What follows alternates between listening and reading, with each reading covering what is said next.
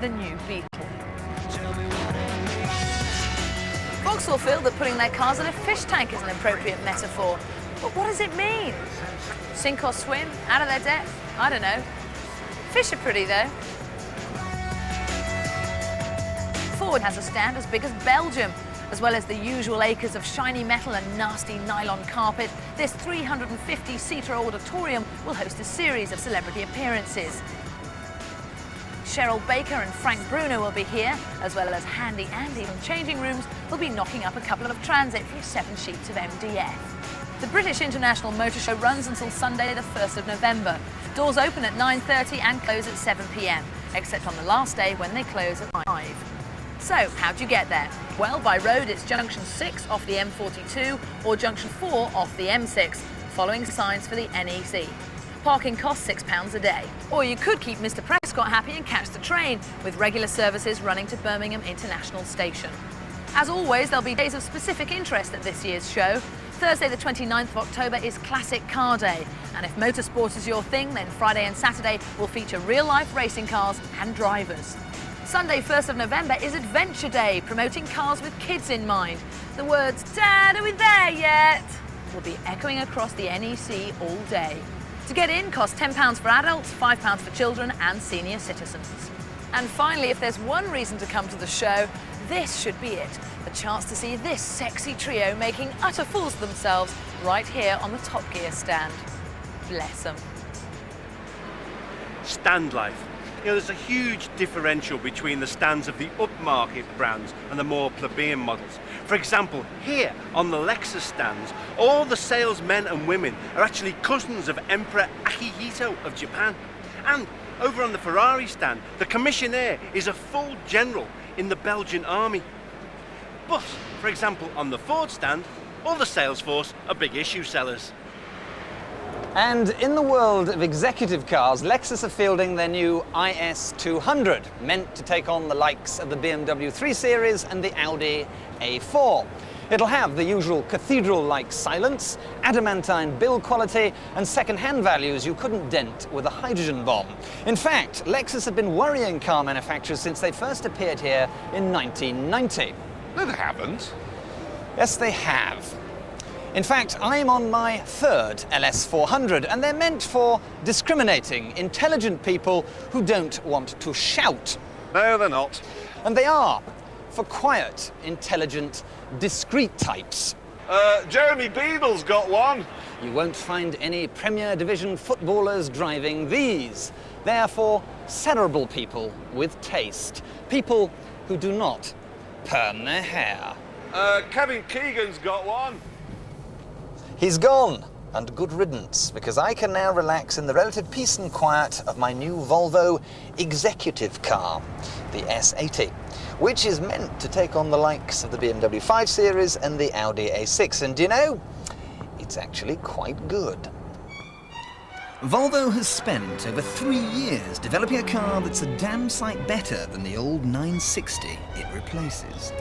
It has a Porsche-developed straight-six up front, and in this T6 version, a brace of turbochargers pushing out 272 horses. All out, it can crack 155, and 60 comes up in just 7.2 seconds. The chassis is derived from the smaller S70, which means the wallowy handling of older Volvos has been banished forever. The cabin is a paragon of ergonomics and includes the option of a fabulous pop-up satellite navigation screen in the middle of the dash.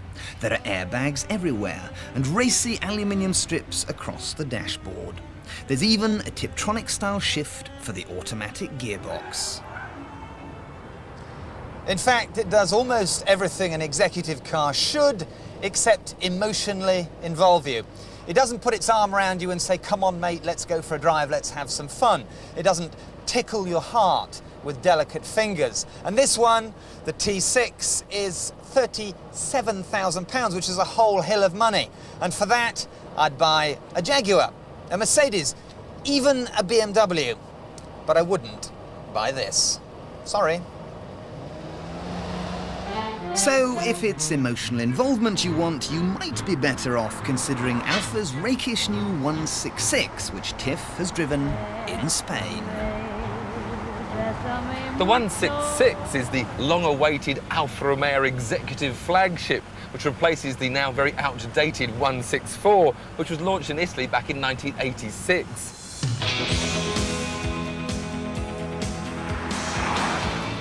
The 166 is indeed a very smooth, quiet, cruising saloon. The engines are very impressive with their performance. The little 2-litre twin spark will get you to 60 in about 9.5 seconds, whilst the top-of-the-range 3-litre V6 will get you there 2 seconds quicker. Unfortunately, while the 166 looks gorgeous both on the outside and on the inside, there are a few little niggles which spoil the enjoyment for me. The driving position is still a bit on the Italian side. You need long arms and short legs.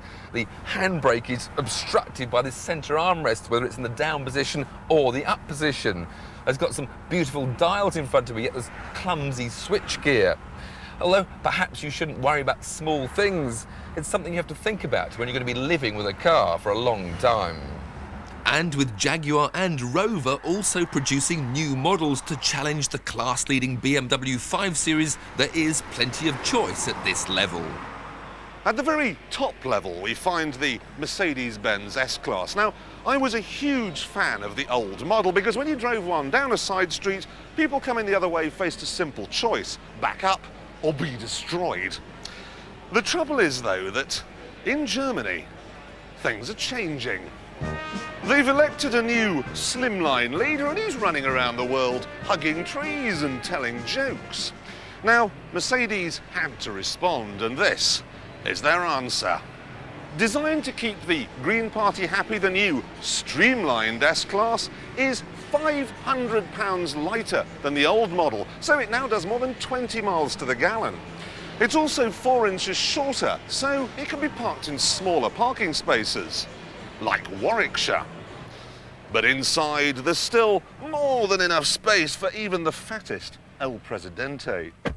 And it's still wall-to-wall technology. There are 125 motors in this car, only one of which is the engine.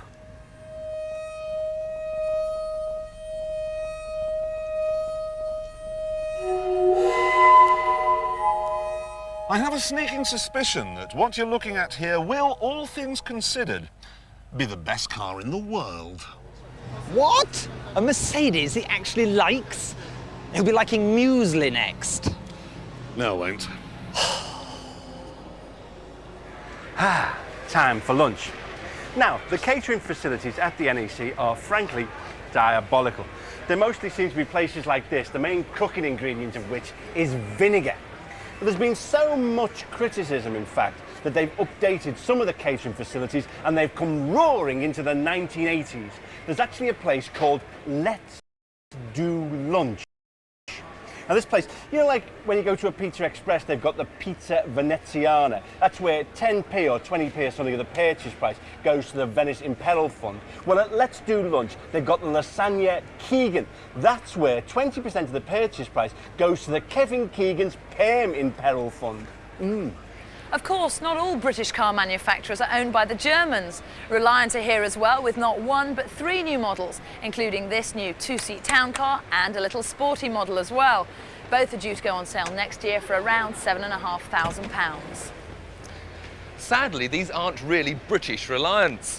The town car is made in France by Ligier, who used to make Grand Prix cars, while the 2-seater is also French designed but made in India by San Motors, one of Reliant's shareholders.